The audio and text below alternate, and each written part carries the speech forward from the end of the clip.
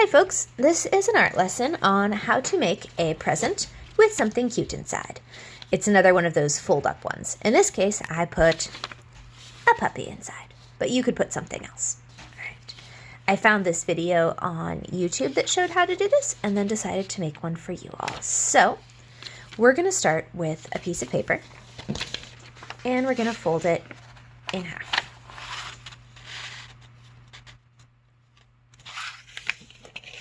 Okay. With the crease at the top, we're going to take the top sheet and fold it up to the crease. Just like when we did the puppy tower. Now, this is our setup workspace. We're going to, well, I am going to work in Sharpie. I would suggest that you work in something a little less permanent. And we're going to want to make sure that we have something underneath our workspace so we don't do any damage to the table if we're working in permanent marker. So I'm going to put this old sketch pad underneath. All right. Okay, so on our page, we're going to begin by making the outside edges of the present. We want to go about a little less than halfway into the upper section, straight down most of the way through the bottom. And then another line further over that is the same about length. Okay. And then connect them at the bottom and connect them at the top. You should just have a simple rectangle on your page. Now we need to do something a little bit tricky. We need to get a line that is right here on the fold, but only goes on the top piece of paper, not on the bottom one. If you feel like you can carefully draw that line, go ahead.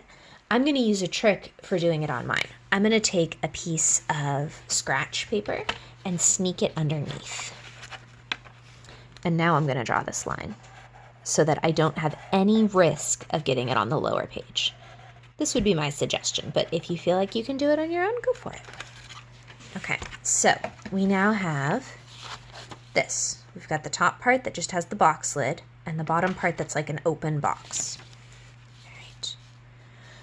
Let's work on the box lid.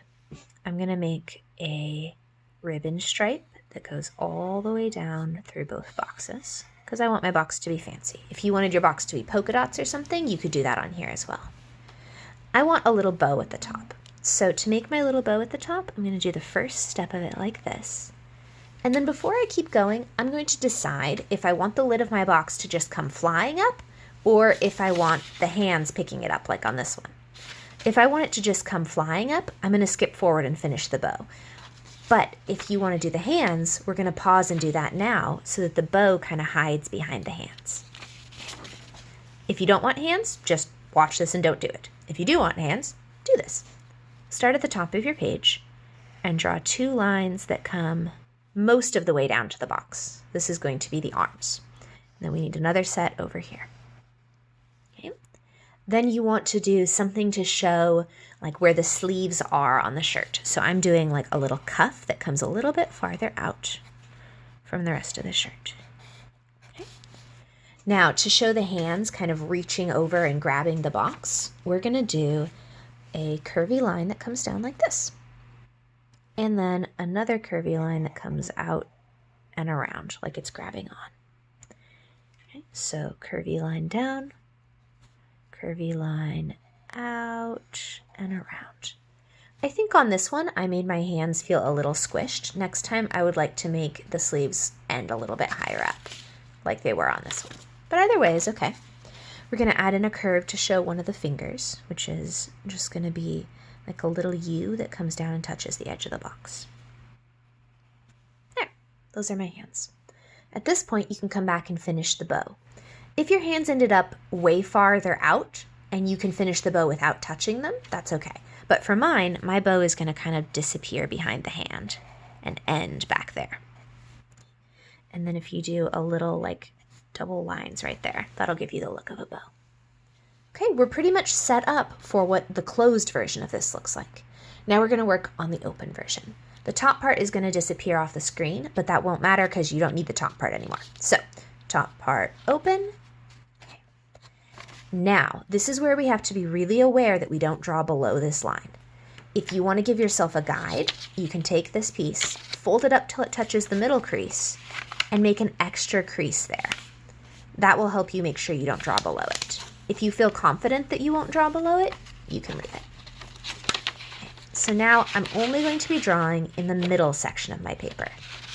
The top quarter is the lid of the box. The bottom quarter is the base of the box. I'm going to be working in the 2/4, the half that is in the middle. Okay, we're going to start by making the sides of our box go a little bit farther up. Now it's the time to decide what goes in your box. I'm going to do, well, in my starting one, I did a puppy. I think I'm going to do a puppy again, but you could do anything you wanted. It could be, any sort of animal, a little monster. Remember that it's really easy to take a basic animal shape and turn it into a different one by basically just sticking different ears on it. So if you want it to be a bunny, make them go up. If you want it to be a kitty, make them triangles. If you want it to be a puppy, onward like that. We're going to draw the little paws that peek over the edge of the box. See those little peek paws? Okay. So we're going to come in here near the middle, but not the middle. And we're going to make a U that does not go below the danger fold. Remember, stay away from the danger fold. And we're going to make a roughly the same U on this side. Okay. Then we're going to draw a line that does not quite touch the top of the U. It's going to connect between the two with a little bit sticking up. And then we're going to take that line and imagine its way through the paw and over. Ideally, that line would come even with the top of our box, but I didn't do it quite perfectly that time. The box looks like it has a bit of a curvy lid. Ideally, this line would be straight, but that's okay. Now we're going to continue the ribbon up until it touches the line here. All right, now we're safe. We got the stuff that peeks over the top of the box. We can begin with the stuff that's inside. To finish the paws, we're going to take a line that goes from the outside edge, curves up and around, and touches down past the inside edge of the paw, like this. And same thing on this side. Starts at the outside edge and curves in and touches down past the inside edge. And then give a couple little toe marks. Okay. If you wanted the creature that was inside to be a cat, you could show its little claws out if you wanted. If you wanted it to be a reptile like a bearded dragon, you could give it big long claws like Copper has. Whatever works for making the picture you've decided to do. All right, next up on the puppy, we are going to migrate ourselves all the way up to this center fold. And we're going to make a nose that goes across the center fold. Big old nose, kind of a curved out triangle. Curvilinear triangle if we want to be fancy and technical about it. There's our nose. From the nose, we're going to do the two curves to make the mouth. And I'm going to give this one a big sticky out tongue because that seems cute. Blip. This puppy is doing a blip. All right, then we need eyes. We want our eyes to be about even with where the nose is. And remember, big eyes equals cute. So, big eyes. I'm going to do the type that has the single section of white inside, but this would be a place where if you had done the little monster kawaii drawing lesson and learned all sorts of different ways to show eyes in a cartoon way, you could put any of those eyes on this and they would work just fine. Okay, there's our little puppy's basic face. Now we need to make the bottom of its jaw. This is a place where if you're thinking about a very specific type of dog, you might want to look and figure out, does it have a more rounded face or more boxy face? If you look at this one I did, this one got kind of a boxy face. I'm going to make the next one a little bit more curved.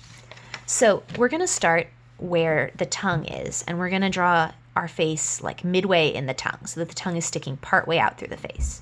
We're going to draw up and around to the side.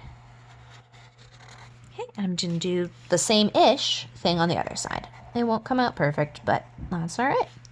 All right, there's our face. Now we need to figure out what type of ears. In this one, I did floppy ears, one of which ended up way smaller than the other, but that's all right. I'm going to try that again. So for that, you're going to start right about the inside edge of the eye. So find the inside edge of the eye and move up until you're above where the headlines stop, just a teeny bit above. You're going to go kind of out and then down. Okay? And then to finish the ear, you're going to connect the headline that you have here and loop it out and around. Okay? Try the same thing on the other side. Even with the inside of the eye. loop out and around. Oh, those are a little bit more similar than they were last time. Okay. Then across the top of the head, you don't want to connect from the inside of the ears right here. That's going to be too far down. You want to go somewhere up here. Decide on your own if your puppy has a smooth head or a head with like some little fuzz on the top. I'm going to make mine with just a teeny little like fuzz. There. That's my puppy's head. Now we're going to work on the puppy's body. So go from somewhere underneath the eyes, kind of sort towards the inside, and make a curvy line that touches down on the paw. And do that again over here. There's our puppy's body. You could stop here if you wanted, but I want my puppy to have a collar. So I'm going to draw a line that goes from the edge of where the body touches the head around to here, and I'm going to make sure not to draw through the tongue. There's my puppy's collar. My last puppy had like a string collar with a little label that you could put. In fact, let's put a little paw print on it so it's cute. Okay. But I think for this one, I'm going to give it a thicker collar. So instead, I'm going to do another line like that. So it has like a kind of necklace collar. All right, your puppy's ready now. This means that if you fold it closed, the puppy will disappear and you'll have a present. And when you open it up, the puppy will appear. There's the lid way up there, there's the puppy, and there's the base. If you want, you could put a little bit of like confetti stuff, like the box is exploding with awesomeness because the puppy jumped out. I kind of liked that idea. But I think on this one, I'm going to leave it. At this point, adding color is going to greatly increase the cuteness of this drawing. I kind of had fun with the idea of coloring the present and not coloring the puppy. I think it would also be neat if you hid all the color inside. So the puppy got colored and the present just looked boring and black and white. And so you could walk up to someone and be like, here, I made you a present. And it would be kind of plain. And then you could open it and it would be like, puppy with color. Whatever works for you. I would love to see pictures of what you make out of this. If you want to do multiple little animals inside the box, you probably could. If you want to make it anything, you can basically draw anything inside of there. Maybe the hands that come down, you don't do person hands. Maybe you do like monster hands with big old claws, and it's like the monster's opening the box. Anything that works for you. Have a wonderful time drawing, and I'll see you around. Bye.